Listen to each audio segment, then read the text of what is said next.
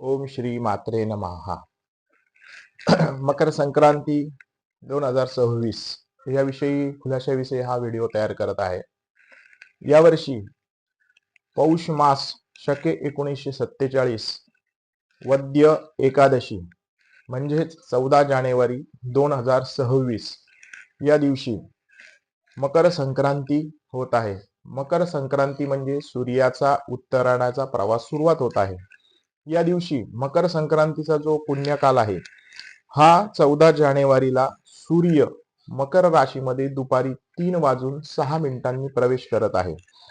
तर दुपारी 3:06 ते सायंकाळी सूर्यास्तापर्यंत संक्रांतीचा पर्वकाल आहे.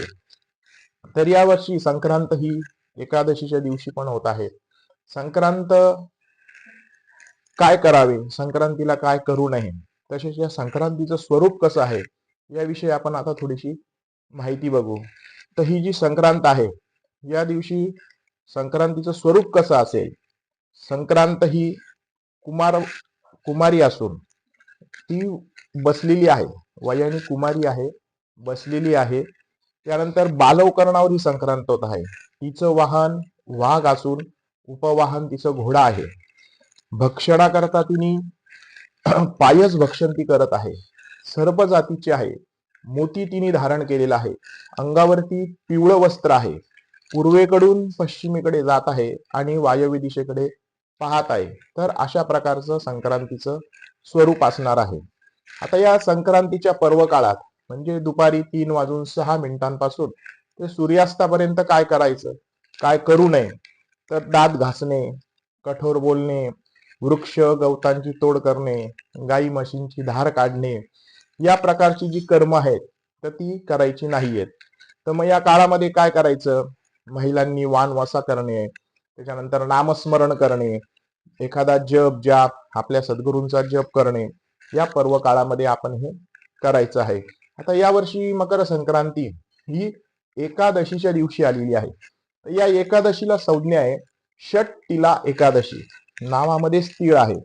म्हणून बऱ्याच जणांनी प्रश्न केलाय की गुरुजी या दिवशी एकादशी आहे, मग देवाला नैवेद्य दाखवायचा नाही दाखवायचा. तर पहिल्यांदी हा संभ्रम तुम्ही मनातून काढून टाका.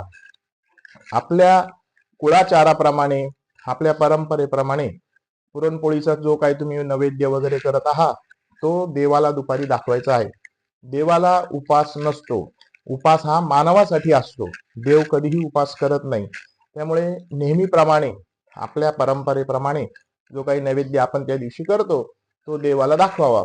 आणि ज्यांना उपास आहे, जे 12 महिन्याचे एकादशी व्रत वगैरे करतात, त्यांनी मात्र तो प्रसाद म्हणून दुसऱ्या दिवशी द्वादशीच्या दिवशी ग्रहण करायचा. या दिवशी तिळगुळ, षटतिला एकादशी असल्याने या दिवशी तिळगुळ भक्षण केलेले चालतात. तिळगुळाचा प्रसाद तुम्ही घेतला, तिळ चालत असल्या कारणाने तिळगुळ तुम्ही त्या दिवशी घेऊ शकतात. आणि एकादशीचा जो प्रसाद असेल, नैवेद्य वगैरे आपण जो करतो त्याप्रमाणे नैवेद्य वगैरे दाखवून दुसऱ्या दिवशी तुम्ही तो नैवेद्य ग्रहण करू शकतात. ओम श्री मात्रे नमः.